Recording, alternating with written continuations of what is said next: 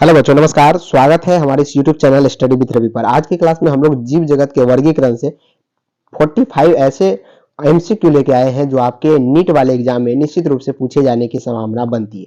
चलिए आज की क्लास को स्टार्ट करते हैं फटाफट से। चैनल पर नए हैं तो लाइक सब्सक्राइब शेयर कर दीजिएगा। पहला नंबर सवाल है कि निम्नलिखित में से कौन वर्गीकी संवर्ग का सही क्रम है। यानी आपसे यहाँ पे वर्गीकी क्रम का सही क्रम आपसे पूछा गया है, जरा बताने का प्रयास कीजिएगा। यहाँ पे देखिए पहला में है जाति यानी स्पीसीज, उसके बाद गण आ गया, ये गलत हो गया। उसके बाद यहाँ पे ऑप्शन नंबर बी में है क्या है प्यारे साथी, वंश जीनस, यानी जीनस को पहले ला दिया, ये भी गलत है। सेकेंड यहाँ पे थर्ड को देखिएगा तो कहता है सबसे पहले जाति, बिल्कुल राइट है। जाति के बाद वंश आती है और वंश के बाद गण और गण के बाद संघ। यहाँ पे मिलान किया गया है कि जाति और वंश और गण संघ। बिल्कुल यहाँ पे जो होगा ऑप्शन नंबर सी जो होगा बिल्कुल राइट आंसर होगा। ऑप्शन नंबर सी क्या होगा प्यारे साथियों, बिल्कुल राइट होगा। सेकेंड क्वेश्चन है निम्नलिखित में से शारीरिक खंडी भवन किसमें सबसे पहले देखा गया। यानी शारीरिक खंडी भवन जो है सबसे पहले किसमें देखा गया था, प्लेटीहेल्मिन्थीज में, एस्के हेल्मिन्थीज में, एनेलिडा में, आर्थ्रोपोडा में। तो जरा बताने का प्रयास कीजिएगा कि शारीरिक खंडी भवन जो है सबसे पहले किसमें देखा गया था। जी हाँ, शारीरिक खंडी भवन की यहाँ पे बात की है, सबसे पहले जो है याद रखिएगा एनेलिडा में देखा गया था प्यारे साथियों। किसमें देखा गया था, एनेलिडा में जो है शारीरिक खंडी भवन सबसे पहले देखा गया था। यानी कुल मिला के ऑप्शन नंबर सी जो होगा इस प्रश्न का राइट जवाब होगा। और काफी बार ये प्रश्न जो है प्रीवियस ईयर यानी PYQ जब आप उठा के देखिएगा तो उसमें पूछा गया है। तो एनेलिडा यहाँ पे ऑप्शन नंबर सी याद रखिएगा। अगला है द्विपार्श्व सममित होता है प्यारे साथियों, द्विपार्श्व सममित होता है किसमें होता है, तो ये जो है द्विपार्श्व सममित किसमें होता है, घोंघा में, अमीबा में, मेढक में, इन सभी में। द्विपार्श्व सममित का मतलब होता है प्यारे साथियों, मान लीजिए ये कोई बड़ी है और इसको अगर आपस में विभाजित किया जाए तो दो जो शरीर बनता है वो आपस में दोनों समान हो, आपस में क्या हो, दोनों समान हो, तो ये द्विपार्श्व सममिति कहलाती है। तो ये जो होता है ये मेढक में पाया जाता है। मेढक जो होता है प्यारे साथियों द्विपार्श्व सममिति का उदाहरण है। याद रखिएगा इसका जो ऑप्शन नंबर क्या होगा, बिल्कुल जो होगा सी जो होगा राइट आंसर होगा। सी क्या होगा, बिल्कुल इस प्रश्न के लिए राइट जवाब होगा। चलते हैं चौथा नंबर सवाल की ओर। तो चौथा नंबर सवाल है कि लिनियस ने अपना वर्गीकरण कब प्रतिपादित किया। काफी बार सवाल पूछा गया है कि लिनियस ने अपना वर्गीकरण कब प्रतिपादित किया था, जरा बताने का प्रयास कीजिएगा।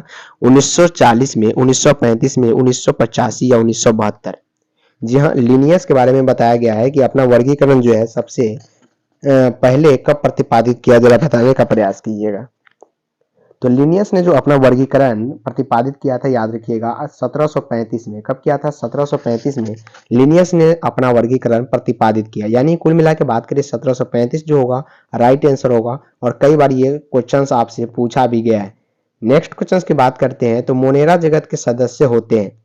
मोनेरा जगत के सदस्य कैसा होता है, क्या स्वपोषी होता है, परपोषी होता है, दोनों होता है, इनमें से कोई नहीं। तो मोनेरा जगत के जो सदस्य होता है वो हमेशा स्वपोषी होता है। कैसा होता है, स्वपोषी होता है। याद रखिएगा सूर्य के प्रकाश से अपने भोजन को तैयार करता है मोनेरा जगत के सदस्य। यानी ऑप्शन नंबर यहाँ पे ए जो होगा राइट आंसर है। नेक्स्ट क्वेश्चन, सबसे लंबा पौधा किस पादप समूह का आता है या होता है। सबसे लंबा पौधा जो है किस पादप समूह का होता है, टेरिडोफाइटा का, द्विबीजपत्री का, जिम्नोस्पर्म्स का, या एक बीजपत्री का। तो सबसे लंबा पौधा जो है किस पादप समूह का आता है, तो ये जिम्नोस्पर्म का आता है। किसका, जिम्नोस्पर्म्स, जो कि ऑप्शन नंबर आपके सी में दिया गया है। काफी इंपॉर्टेंट क्वेश्चन है ये, MCQ में कई बार ये क्वेश्चन आपके PYQ में भी पूछे गए हैं, इसलिए ये काफी ज्यादा इंपॉर्टेंट माने जाते हैं। और ऐसे प्रश्न जो है नीट वाले टेस्ट में आपसे निश्चित रूप से पूछा जा सकता है। तो ऑप्शन नंबर यहाँ पे सी जो होगा राइट आंसर है। नेक्स्ट क्वेश्चन, लाइकेन में पाए जाने वाला शैवाल सामान्यतः होता है। लाइकेन में पाए जाने वाला शैवाल जो होता है वो सामान्यतः कैसा होता है, जरा बताइएगा। लाइकेन में जो शैवाल पाए जाते हैं वो भूरा होता है, हरा होता है, नीला होता है या लाल होता है। तो लाइकेन में पता होगा आपको नीला और हरा होता है। नीला हरा जो होता है ये लाइकेन में पाए जाने वाला शैवाल होता है। ऑप्शन नंबर यहाँ पे क्या होगा, बिल्कुल सी जो होगा राइट आंसर होगा। लाइकेन में पाए जाने वाला शैवाल जो होता है नीला और हरा करल का होता है। नेक्स्ट क्वेश्चन, निम्न पौधों में से कौन बीज उत्पन्न करता है लेकिन फल नहीं। बीज तो उत्पन्न करता है लेकिन फल कौन सा उत्पन्न नहीं करता है, क्या मक्का है, मिंट है, पीपल है या पाइनस है। तो पाइनस का नाम आप लोगों ने सुना होगा। पाइनस जो होता है प्यारे साथियों, ये बीज उत्पन्न करता है लेकिन फल नहीं। यानी कुल मिला के ऑप्शन नंबर डी जो होगा इस प्रश्न का राइट जवाब होगा। ऑप्शन नंबर क्या होगा, डी जो होगा बिल्कुल राइट होगा। नेक्स्ट क्वेश्चन, प्रोटिस्टा जुड़ा हुआ है। प्रोटिस्टा जो है किससे जुड़ा हुआ है, हेटेरोट्रोफिक ऑर्गेनिज्म से या फोटोट्रोफिक से, कीमियोट्रोफिक से, इनमें से सभी।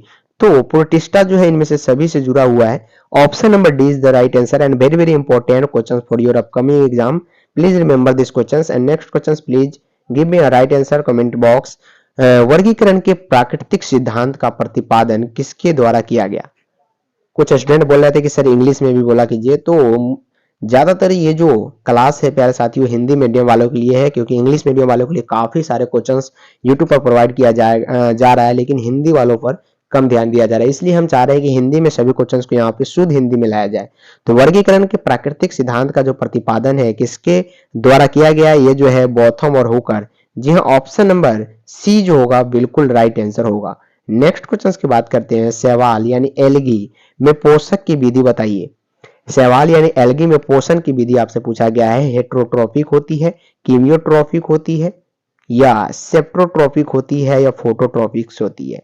प्रकाश संश्लेषण जिसे बोलते हैं, यहाँ पे रासायनिक संश्लेषण हो जाएगा। इसी प्रकार हिंदी में यहाँ पे कुछ ऑप्शन जो है आपको इंग्लिश में भी देखने को मिल सकता है आपके एग्जाम में भी, तो डरने की कोई बात नहीं है, इतना इंग्लिश तो आप जानते होइएगा। शैवाल यानी एल्गी के बारे में बात करता है। पोषण की इसमें जो विधि होती है फोटोट्रोफिक्स होती है, याद रखिएगा। सूर्य की प्रकाश के द्वारा अपना भोजन को तैयार करता है। ऑप्शन नंबर डी जो होगा इस प्रश्न का राइट जवाब होगा, याद रखिएगा। नेक्स्ट क्वेश्चन, भारत का वुल्फ हॉर्न है।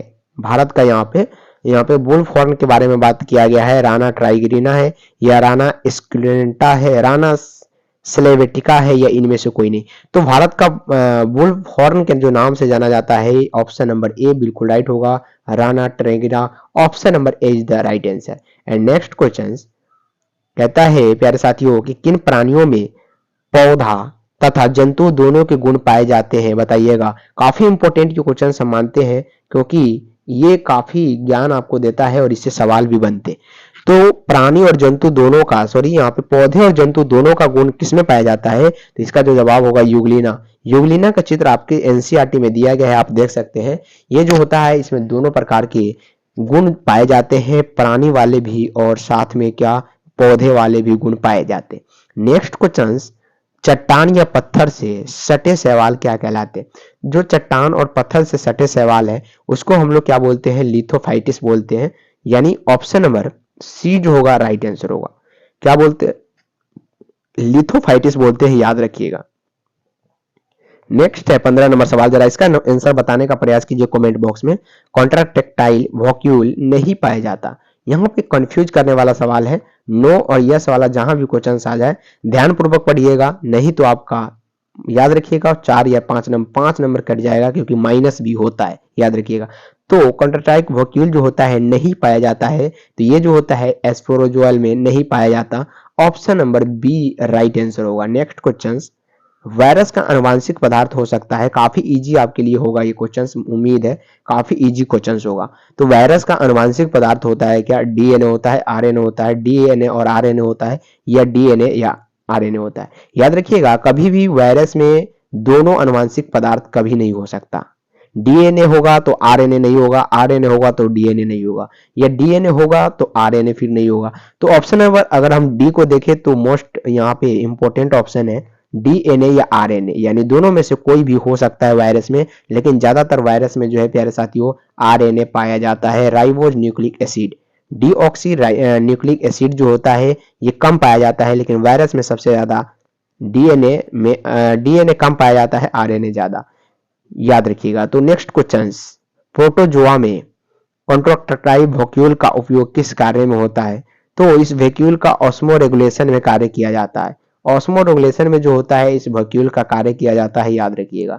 नेक्स्ट क्वेश्चन, कवक फंगी है। तो फंगी जो है प्यारे विद्यार्थियों क्या है, बिल्कुल यहाँ पे अपघटक है। अपघटक है क्या, कवक फंगी जो है ये अपघटक है। ऑप्शन नंबर सी जो होगा राइट आंसर होगा। कवक यानी फंगी के बारे में बात करता है, एक प्रकार का क्या है, अपघटक है।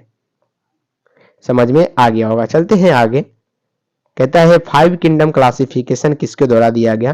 काफी ये इंपॉर्टेंट क्वेश्चन हम मानते हैं, एमसीक्यू से उठाए गए क्वेश्चन है और पीवाईक्यू में भी आपसे पूछे गए हैं। तो 5 किंगडम क्लासिफिकेशन जो है ये आरएच विकेटर के द्वारा प्रतिपादित किया गया यानी लागू किया गया। तो ऑप्शन नंबर यहाँ पे सी जो होगा इस प्रश्न का राइट आंसर होगा। चलिए, एक कोशिकीय प्राणी के लिए प्रोटिस्टा शब्द का प्रयोग किसने किया था, यानी एक कोशिकीय प्राणी के लिए जो प्रोटिस्टा शब्द का यहाँ पे प्रयोग है सबसे पहले किसने किया था, लिस्टर ने, पास्चर ने, हैकेल ने, कोच ने। तो इसके लिए जो शब्द का प्रयोग किया था वो था हैकेल। हैकेल ने क्या किया था, एक कोशिकीय यहाँ पे प्राणी के लिए प्रोटिस्टा शब्द का उपयोग किया था। क्या, प्रोटिस्टा, याद रखिएगा। ऑप्शन नंबर कुल मिला के बात करें सी जो होगा राइट आंसर होगा। नेक्स्ट क्वेश्चन पे फोकस करते हैं। कहता है दुधवा राष्ट्रीय उद्यान कहाँ स्थित है। जी हाँ, दुधवा राष्ट्रीय उद्यान कहाँ स्थित है जरा बताइएगा। उत्तर प्रदेश, मध्य प्रदेश, बिहार या उड़ीसा। दुधवा राष्ट्रीय उद्यान कहाँ स्थित है। एक क्वेश्चन निश्चित रूप से आपके एग्जाम में इस प्रकार से पूछे जाते हैं राष्ट्रीय उद्यान से। तो ये जो है उत्तर प्रदेश में स्थित है। दुधवा राष्ट्रीय उद्यान कहाँ स्थित है, उत्तर प्रदेश। चलिए, स्पॉन्ज में पाचन की विधि जरा बताइए। स्पॉन्ज जो होता है उसमें पाचन की विधि बताइए। अंतःकोशिकीय, अंतरकोशिकीय और अंतःकोशिकीय में काफी अंतर है, याद रखिएगा, या दोनों, इनमें से कोई नहीं।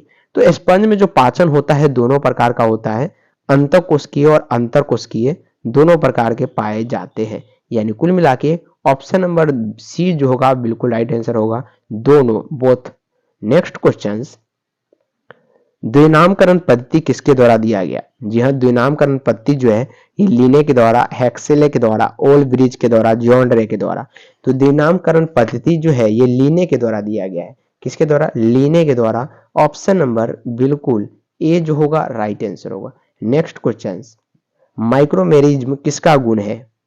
माइक्रोमेरिज्म जो है ये किसका गुण है, तो याद रखिएगा एनेलिडा का गुण है। किसका है, एनेलिडा का गुण। इस प्रकार के प्रश्न जो है आपको सिर्फ पेड पीडीएफ में दिया जाता है, बट यहाँ पे मैं ऑल ऑफ दीज पीडीएफ बिल्कुल फ्री में देता हूँ। चलिए, जंतु जो अंडे देते हैं क्या कहलाते हैं, तो ये जो है ओवीपेरस कहलाते हैं। क्या कहलाते हैं, ओवीपेरस, याद रखिएगा, ओवीपेरस। क्या, ओवीपेरस कहलाते हैं जो अंडा देता है, याद रखिएगा। नेक्स्ट क्वेश्चन की बात करें तो थैलस हरा चिपटा फीते के आकार का डोर्सिवेंट्रल और डाइक्टोम्यूजियल ब्रांच होता है, मांस का, रिक्सिया का। तो ऑप्शन नंबर यहाँ पे रिक्सिया, याद रखिएगा, बिल्कुल बी राइट आंसर होगा। नेक्स्ट क्वेश्चन, बेथम तथा हुकर ने अपनी पद्धति में किसके बारे में बताया था, एक बीजपत्री को द्विबीजपत्री के बाद रखा है या द्विबीजपत्री को एक बीजपत्री के बाद रखा है, एक बीजपत्री को द्विबीजपत्री के एक साथ रखा है, या इनमें से कोई नहीं। तो बेथम और हुकर ने अपनी पद्धति में क्या किया है, एक बीजपत्री को द्विबीजपत्री के बाद रखा है। पहले द्विबीजपत्री उसके बाद एक बीजपत्री, यानी ऑप्शन नंबर ए जो होगा राइट आंसर होगा। ये क्लासिफिकेशन से क्वेश्चंस उठाए गए हैं, काफी इंपॉर्टेंट है, पूछे जाते हैं। जैव विविधता क्यों आवश्यक है, तो जैव विविधता जो है ये जैव चक्र एवं संचालन हेतु जो है आवश्यक माना जाता है। इसीलिए जैव चक्र और संचालन हेतु जैव विविधता मुख्यतः उपयोगी माने जाते हैं। जैव संचरण क्यों आवश्यक है, तो जैव संचरण जो है प्यारे विद्यार्थियों याद रखिएगा, प्राकृतिक के संचालन के लिए जैव संचरण मोस्ट इंपॉर्टेंट माना जाता है। अगला सवाल, पारितंत्र संचालित होता है, पारितंत्र संचालित होता है जरा बताइएगा। तो जैव विविधता से, जैव विविधता से पारितंत्र चलता है, याद रखिएगा। जब तक विविधता नहीं आएगी पारितंत्र नहीं चल सकता, ठप हो जाएगा। ऑप्शन नंबर ए राइट आंसर है। माइकोप्लाज्मा है, याद रखिएगा, पृथ्वी पर सबसे छोटी कोशिका है और ये जो है प्रोकैरियोटिक होता है। क्या होता है, प्रोकैरियोटिक होता है। माइकोप्लाज्मा सबसे छोटी कोशिका के रूप में जाना जाता है। माइक्रोप्लाज्मा का आनुवांशिक पदार्थ जो होता है ये दोनों हो सकता है, या तो डीएनए या तो आरएनए। तो ऑप्शन नंबर सी जो होगा बिल्कुल राइट आंसर होगा। माइक्रोप्लाज्मा का डीएनए होता है जैसा कि आपकी स्क्रीन के सामने है, तो दो लड़ी वाला कुंडलित होता है, याद रखिएगा, हमेशा होता है दो लड़ी वाला कुंडलित होता है। डीएनए की बात की है, आरएनए की नहीं, याद रखिएगा। आरएनए हमेशा एक कुंडलित होता है, कभी कभी दो कुंडलित हो सकता है, बट 99.99% जो होता है हमेशा आरएनए एक कुंडलित होता है, लेकिन डीएनए द्विकुंडलित यानी दो लड़ी वाली कुंडलित होती है। चलिए, माइक्रोप्लाज्मा का आरएनए पाया जाता है, तो माइक्रोप्लाज्मा का आरएनए जो होता है ये प्रोटोप्लाज्म व राइबोसोम में ज्यादातर पाया जाता है। Option number D right answer होगा। माइक्रोप्लाज्मा का डीएनए क्या होता है, हिस्टोन प्रोटीन से घिरा होता है, नग्न व्यवस्था में रहता है, एक लरी वाला कुंडलित है, इनमें से कोई नहीं। तो माइकोप्लाज्मा का जो डीएनए होता है वो नग्न व्यवस्था में रहता है, हमेशा खुली हुई व्यवस्था में रहता है। ऑप्शन नंबर डी राइट होगा। नेक्स्ट क्वेश्चन, पौधे का शरीर किस समुदाय में जड़, तना, पत्ती, फूल, फल में विभेदित होता है? तो ये जो होता है पुष्पी पादप में होता है, याद रखिएगा पुष्पी पादप में ऐसा देखा गया है। नेक्स्ट, अपस्थानिक जड़ पाया जाता है। जी हाँ, अपस्थानिक जड़ किस में पाया जाता है? ये पुष्पी पादप में पाया जाता है, याद रखिएगा हमेशा पुष्पी पादप में पाया जाता है। नेक्स्ट क्वेश्चन कहता है उल्फिया का पौधा ऊंचाई में होता है, पौधा ऊंचाई में कैसा होता है? सूक्ष्मदर्शी, शाकीय, झाड़ी, लंबा पेड़। ये क्वेश्चंस जो है प्रीवियस ईयर में भी पूछे गए हैं, इस बार भी ये सवाल पूछे जा सकते हैं। उल्फिया का जो पौधा है ऊंचाई में कैसा होता है? सूक्ष्मदर्शी होता है। ऑप्शन नंबर ए की बात करें, बिल्कुल राइट ऑप्शन होगा ऑप्शन नंबर ए। नेक्स्ट क्वेश्चन, सबसे लंबा पेड़ होता है, तो सबसे लंबा पेड़ की बात जब आती है तो सिकोवा का पेड़ सबसे लंबा होता है। जीवन काल भी देखें इसका प्यारे साथियों, 3000 से 4000 वर्ष माना जाता है, सबसे ज्यादा जीवन काल इसी का माना जाता है। नेक्स्ट क्वेश्चन, गेहूं का तना होता है, जरा बताइएगा। तो गेहूं का तना जो होता है वो हमेशा खोखला होता है। आप लोगों ने देखा होगा, अभी भी आप देख सकते हैं कि पान की पत्ती का आकार कैसा होता है? ये भी सवाल पूछा जाता है, हृदयकार होता है। हमेशा आप देखिएगा पान की पत्ती का जो आकार होगा हृदय के आकार की होती है। चलिए, बीज बड़े और वजनी होते हैं। बीज जो होते हैं बड़े होते हैं, उसमें वजन भी होता है कनेर का। किसका? कनेर का। नेक्स्ट क्वेश्चंस, तो 42 ही क्वेश्चंस था प्यारे साथियों, जो आपके इस चैप्टर से काफी इंपॉर्टेंट थे और पूछे गए क्वेश्चंस थे, पूछे जाएंगे इस बार भी। यानी कुल मिला के बात करें तो PYQ और MCQ सभी इसमें इंक्लूड किया गया था। मिलते हैं नेक्स्ट यहाँ पे चैप्टर्स के साथ, तब तक के लिए तैयारी मजबूत कीजिए और स्टडी विद रवि के साथ जुड़े रहिए। हर एक चैप्टर्स के मोस्ट इंपॉर्टेंट क्वेश्चंस आपको प्रोवाइड किया जाएगा। तब तक के लिए जय हिंद एंड जय भारत, जय भारत।